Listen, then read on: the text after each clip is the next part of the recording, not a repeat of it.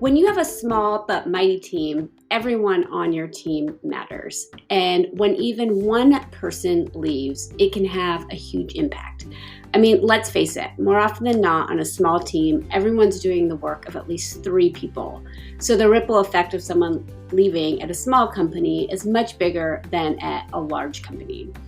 As a small business owner, that begs the question then, how do you keep your team happy, engaged, and most importantly, on your team? We're going to tackle that question today as we kick off the first of a 3-part series on developing and keeping your team members happy. And specifically today, I'm going to tackle the question on how to keep your team members on your team and give you 5 things that you can do to increase retention and productivity. Welcome to Sales Fiction, a podcast that helps small sales teams get big results. I'm your host, Christy Lawrence, the founder of Mighty Sales and a longtime sales professional who traded my corporate sales career to help small but mighty teams do more with less. Each week on this podcast, we separate sales fact from sales fiction so that you can hyper-focus your effort on the skills, strategies, and tools that will have the biggest impact on your bottom line. Let's dive right in. Before I even jump into the topic of talking about the things that really make a difference when it comes to retention, I want to address a common myth or fear that I hear when it comes to investing in your team. And at first you might be like, I don't believe that, but I have heard this question more times than you can count in my business when I'm helping small businesses develop their sales talent and develop their sales strategies. And the question is, but what if I invest all this time, effort, and energy into my team, and then they go somewhere else and they use their talents to help my competition, right? It's this fear among business owners that if you help your people to be really successful, not just moderately successful, but really successful and good at their jobs, they're going to be highly recruited, that they're a hot commodity for your competition. And ultimately, right, this underlying fear of not wanting to train somebody for your competitor's benefit, which totally makes sense. And I get it. And here is the reality. Sometimes that happens. People aren't going to always stay at your company forever, even if you've done a great job on the 5 things we're going to talk about today. There are times when an opportunity is going to be so appealing to somebody that they're going to leave. But I want you to step back and I want you to think about this question differently, because there is a risk of developing your people to the level that they become a hot commodity and they become highly recruited. But there's a greater risk of having average people on your team staying in your company. And when you're on a small company, you cannot afford to do that. There really is going to cost you time, money, brand capital, opportunities. The worst thing that could happen is not having star talent be recruited to somebody else. It's having average talent on your team. And when I say talent, if you go back and listen to our very first episode last week, I talk about that talent is something that can be developed. So this isn't just something you're born with. So you have great people. Sometimes they don't start out great, and you can develop them into being great if they have the right characteristics. But if you have disengaged employees, that is where you're going to have the worst impact on your business. So according to studies, this is from the Gallup organization, disengaged employees experience 49% more workplace accidents, 60% more errors, 37% higher rate of absenteeism. In companies with low engagement scores, they reported 16% lower profitability, 18% lower productivity, 37% lower job growth, and then 65% lower share price.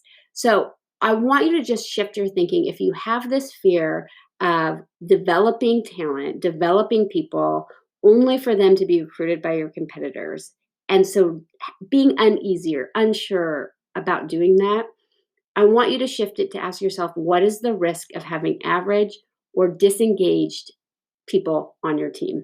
And especially as a small team, engagement is contagious. And so if you have one person on your team who maybe isn't engaged, who isn't excited, who doesn't want to be there, that affects every single other person on your team. So I really want to just tackle that myth first of if I develop good people, they'll leave for better opportunities. While that is true, it is much more costly not to develop those people. So let's talk about, though, why people leave jobs, right? That is really what we're talking about today. So this is from a LinkedIn survey. There's a lot of data around this. The number one reason that professionals leave their job is that they were concerned about the lack of opportunities for advancement. This is really important when it comes to sales, and I'm going to talk more about this. But the number one reason people leave is because of a lack of opportunities for advancement. The second reason people leave is that they're unsatisfied with leadership of senior management, so leadership.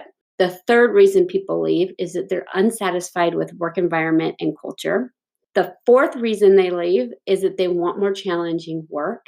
And then the fifth reason they leave is they're unsatisfied with compensation and benefits. And then right underneath that is unsatisfied with rewards and recognition for contributions. So I think this is important data because oftentimes when we talk about retention, we hyper focus on things like benefits and compensation and commission plans and paying people more. And while all of that can help, ultimately, what's most important to people is opportunities for advancement, leadership within the company, culture, and being challenged. And so we are going to break that down a little bit more here in just a minute. And this is important because a couple of things. Retention is even more of a hot button issue when it comes to sales than for other job roles. Salespeople turn over at twice the rate of the rest of the labor force. Twice the rate. So if you're talking about how do I get the most from my sales team, this is already a hard question, right? Just by nature of the job, by nature of the industry, salespeople have a lot of opportunity, and sales can feel sometimes like a grind, right? Where you're just kind of doing the same thing. Are you getting the result? There's a lot of shiny objects out there. And so if you are managing a small sales team in particular and leading a small sales team, really addressing these issues is critically important. I mean, I want you to think about how long it takes to hire a great salesperson, to find the right person that's a good fit, to train that person on your company, on your products. I want you to think about how long it takes for that salesperson that's new to come in and develop new relationships with customers. All of these things take time, and that means that it costs money to the company every time somebody leaves. And so, as a sales leader, one of the biggest ways that you can have impact on your business is by creating an environment where your best people are compelled to stay, where they feel like they have these opportunities for advancement, where they're happy with the leadership, where they like the culture, where they feel challenged with the work. And if you focus on those core areas, and we're going to talk a little bit about recognition too, but those four areas in particular, it's going to have a huge impact on your overall success. If you can keep one great person from leaving by virtue of how you've set up your company and how you've set up your culture, you are going to have a massive impact on revenue. So let's talk about these things. The number one thing, and this is what I see so often with a lot of my clients that have small companies, small sales team, is this idea in terms of lack of opportunities for advancement. Most sales structures are set up to be moderately flat. And when I say flat, it's like if you're great at sales, you can continue to be in your sales role and you can continue to make more money. And maybe we change your compensation structure. Maybe we reward you financially. Maybe you get more vacation time. But I don't think enough companies really think about how do I create opportunities for advancement?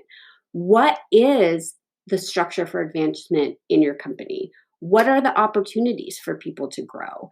Is it that they can move into a sales and mentoring role? Even if you only have two people on your team, is there somebody that they can then mentor? Is it they can move to a different division that's more of a complex sale? Is it that they can move into a sales manager role as you continue to grow and expand? But if you cannot answer this question, what are the opportunities for advancement for someone coming in doing sales in your organization? Even if people feel okay with that at the beginning, ultimately, over the long term, it is our human nature to want to grow. And if we don't feel like we have that opportunity within the organization that we're in, we will look for those opportunities elsewhere. And so I want you to start being creative. If you have a sales team of 2 or 3 people or one person, and that person is being very successful, what other opportunities can you give to that person within your organization that will be an opportunity for them to grow? And this kind of comes back to some of the fears that I talked about at the beginning, where there's this fear sometimes, well, if I take somebody who's really great at there's this particular role in sales and I put them in a new role, or I give them more responsibility, what if they're not successful? And if they're not successful, then I'm going to lose that person. I'm going to lose this great star salesperson. But what the data shows is if you don't give people opportunities to grow, you're going to lose those people. And sometimes they are going to struggle in a new role. Sometimes, if they move from sales to more of a leadership role within the organization, or maybe into marketing for a while, there's going to be a learning curve and a growth curve. But if you don't have a path for growth and advancement opportunities for your sales team as individuals, you are going to really struggle with retention in the long term. And so be creative about what that looks like. Does that look like, there's a lot of different ways that this can look. It doesn't have to be just kind of a straight top down, moving up to like a VP of sales. If you're a small sales team, you don't have those roles available to move people into. So are there areas that they want to learn and develop more? Are there areas that they want to be more engaged on the production side of your business? Are there areas that they want to be more involved in marketing? Do they want to be involved in mentoring?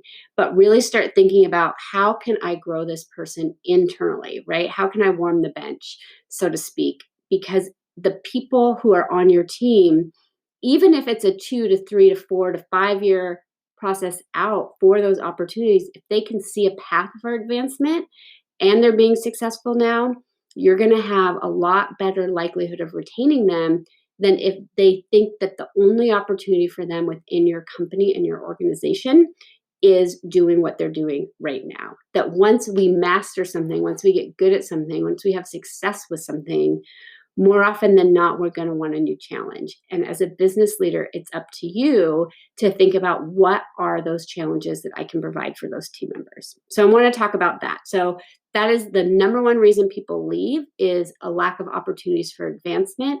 That is absolutely a huge struggle for small businesses and small sales teams. And so be creative. Think about, what other opportunities could I give this person? What are things that I'm doing, right, as a business owner that I could have them take off my plate? Is it representing me at charity events, right? Is it representing me at chamber events? Are there some other things that I can think long term as someone's having success, where I can develop this person outside of just their sales role? And then moving into that is, I'm unsatisfied with the leadership of senior management.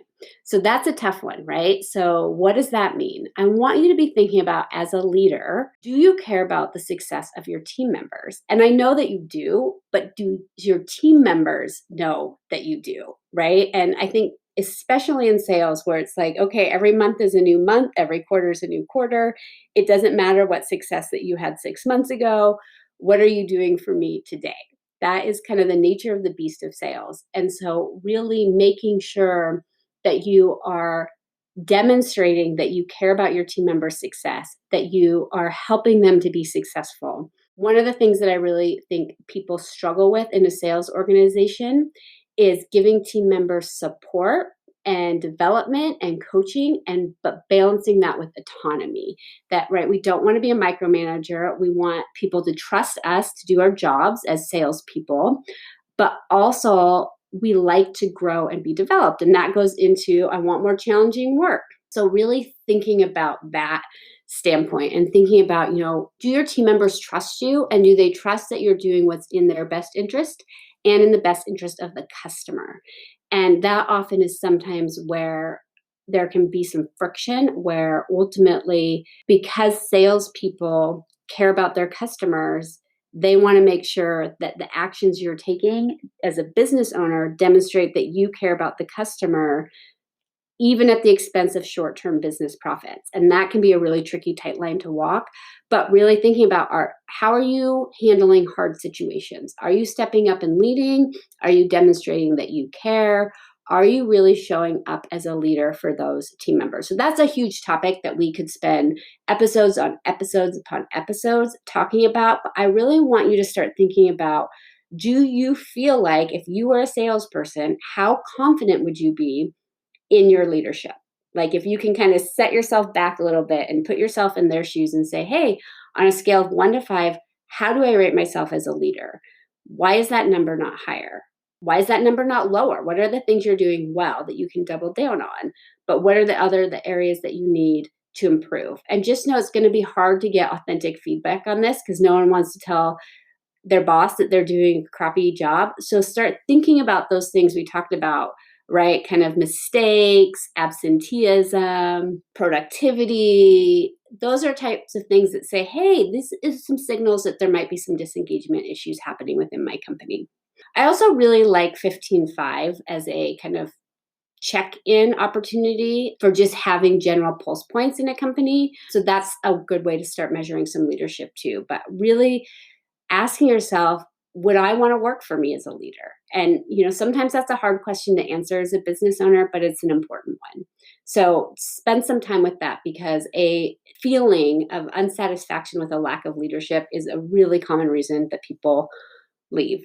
And then that kind of bounces into the team culture aspect. Does your team have good chemistry? Do they like and respect their coworkers? Do people have fun?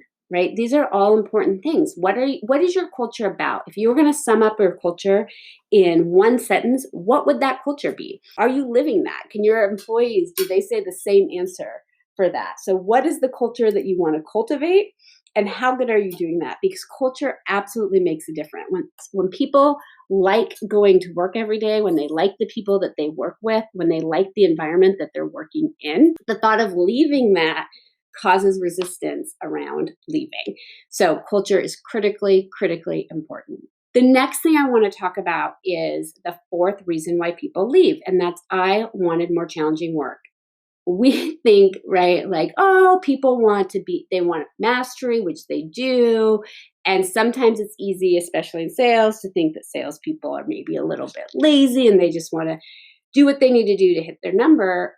But ultimately, people like to be challenged. And so how can you continue to give your team members autonomy, but challenge them to grow in new roles, to challenge them to grow in new skills, so that they have that sense that they are continuing to grow over time and they're engaged in their work. When you've been selling the same product year after year, it can be easy to get a little bored after a while. And so making sure that you aren't just taking for granted that you are responsible for creating a challenging environment that supports people's growth. Stagnancy will lead to turnover.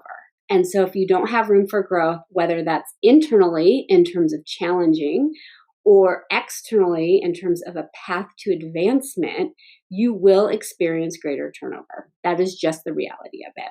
And I also want to talk about this as it relates to goal setting. We're going to talk a lot more about goals as we kind of dive deeper into this podcast. And it is a very robust topic when we talk about compensation and setting sales goals and aligning compensation to sales goals. But I want you to be thinking about goals that are challenging but achievable. The most unmotivating thing is a goal that doesn't feel achievable. The second most unmotivating thing is a goal that seems so easy that you can meet it with your eyes closed. And there's a sweet spot there where you are having to challenge yourself, you're having to be present, you're having to be engaged, your team members are, to hit that goal, but that it is doable. And that is always what we're striving for. And so really thinking about how are you setting goals from your team, and are they really falling into that challenging but achievable realm? And that is a really important thing when it comes to retention as well. And then the fifth thing that I really want to talk about is this idea of compensation, but also really tied to that rewards and recognition for contributions. So when you're in sales, there are a lot of ways that we can compensate people, right? There's a lot of ways to be creative. But one thing that I see a lack of is creating an environment that is kindly competitive. right? We don't want we don't want a boiler room environment. Most people don't thrive in that type of environment, but we all like seeing our name on the board. We all like getting gold stars. I don't care if you are 5 or 50, we still like getting gold stars and being told we're doing a good job. So asking yourself, are there things that you're doing on a weekly and a monthly basis where you are recognizing your sales team members for their contributions and finding ways for people to win? Not everyone's going to always hit their sales goal, right? Hopefully we're having people hit that sales goal because we're setting challenging but achievable goals. But are there other micro wins that you can create and celebrate? And are you publicly recognizing those micro wins around the team? The job that I always loved the most was there was a company in their compensation plan, the way it was set up, that even if you're struggling in one area, I felt like there was always a path to win. And so even when I was struggling, it gave me something to focus on where I knew I could be successful. And so asking yourself, especially if maybe you're in a challenging sales cycle or having a kind of sales slump or the team is struggling, where can you find these micro wins for people and celebrate them? Where can you find ways for people to win?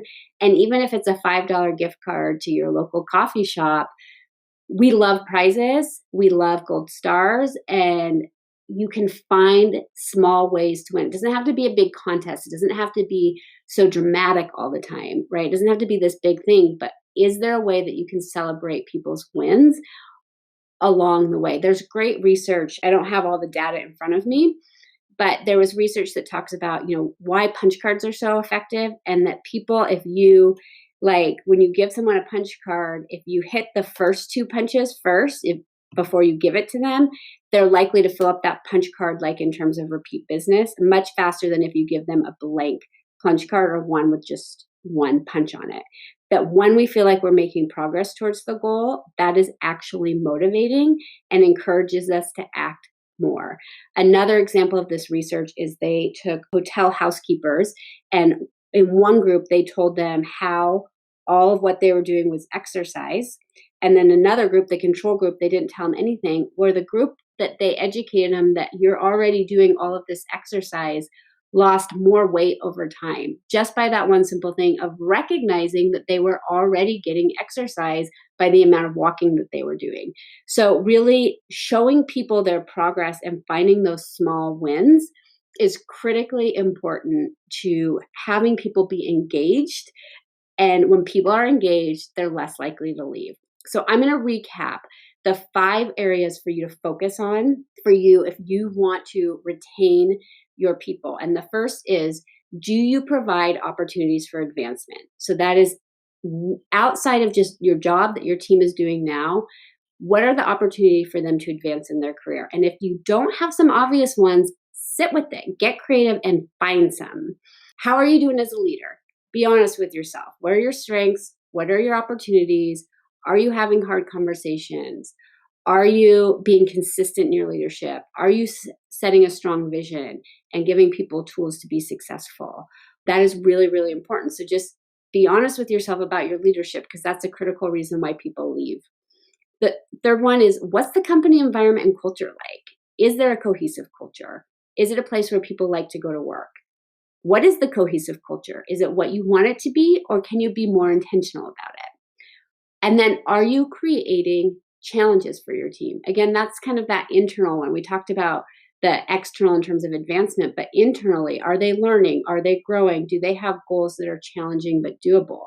Are you recognizing those wins along the way? And that goes into our 5th one, which is, are you giving people recognition, both from a compensation standpoint, but also just in terms of with the team for their contributions?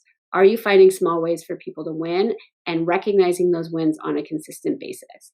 If you do those 5 things, you are going to see a substantial increase in your sales retention.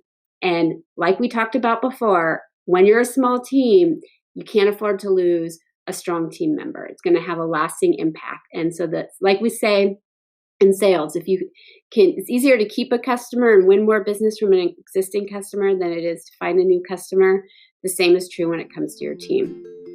If you like this podcast, if you are getting value from this podcast, We're brand new around here. We're just launching the Sales Fiction podcast. Share it with a friend. Share it with somebody who is leading a small but mighty sales team. Pass it along and make sure you subscribe so you get all the up-to-date podcasts that we're going to be dropping every week. And then join us for our next episode where we kind of continue around this theme of your team. And we're going to be specifically talking about what you can do to make sure that every team member is performing at their best. So we're going to talk about some development opportunities next week. Thank you for joining us for Sales Fiction, and I'll see you next week.